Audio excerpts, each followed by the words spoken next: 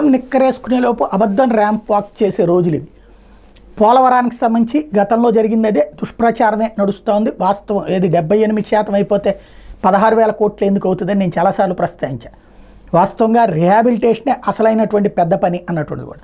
సరే, తాజా శ్వేతపత్రాల నేపథ్యంలో జగన్మోహన్ రెడ్డి ఆ శ్వేతపత్రాలకు ఆన్సర్ ఇస్తూ చేసిన ఉపన్యాసంలో, మేము అధికారంలోకి వచ్చాక చంద్రబాబు చేసిన తప్పులను సరిదిద్దుతూ ప్రణాళికాబద్ధంగా ప్రాజెక్టు పనులు చేపట్టాం. అత్యంత పారదర్శకంగా రివర్స్ టెండరింగ్కి వెళ్ళి కేంద్రానికి 865 కోట్లు ఆదా చేశాం. కాంట్రాక్టర్ని మార్చి స్పిల్వే పనులు, ఆ తర్వాత అప్రోచ్ ఛానలు, ఎగువ దిగువ కాపర్ డ్యాములను పూర్తి చేశాం. ప్రధాన డ్యామ్ గ్యాప్ 1లో డయాఫ్రమ్ వాల్ నిర్మించాం. గ్యాప్ 3లో కాంక్రీట్ డ్యామ్ నిర్మించాం. పోలవరం జల విద్యుత్ కేంద్రంలో కీలకమైన సొరంగాన్ని పూర్తి చేశాం. ఇలా ప్రణాళికాబద్ధంగా అన్నీ పూర్తి చేశాం కాబట్టి 2021 జూన్ 11వ తేదీన వరద నీటిని స్పిల్వే గేట్ల మీద నుంచి 6.1 కిలోమీటర్ల పొడవున విజయవంతంగా సముద్రంలోకి మళ్లించగలిగాం. 2022లో గోదావరికి 26 లక్షల క్యూసెక్కుల వరద వచ్చిన స్పిల్వే మీదుగా సులభంగా దిగువకు విడుదల చేశాం. కాపర్ డ్యామ్కి ఏమీ కాలేదు.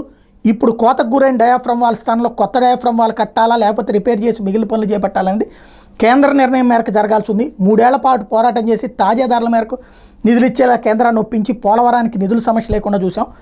ఇది వాస్తవం. చేయాల్సిన పని ఏది చేయకుండా తాను చేసిన తప్పును కప్పించుకునేందుకు వేరే వాళ్ళ మీద వేలెత్తి చూపించడం చంద్రబాబు నైజం.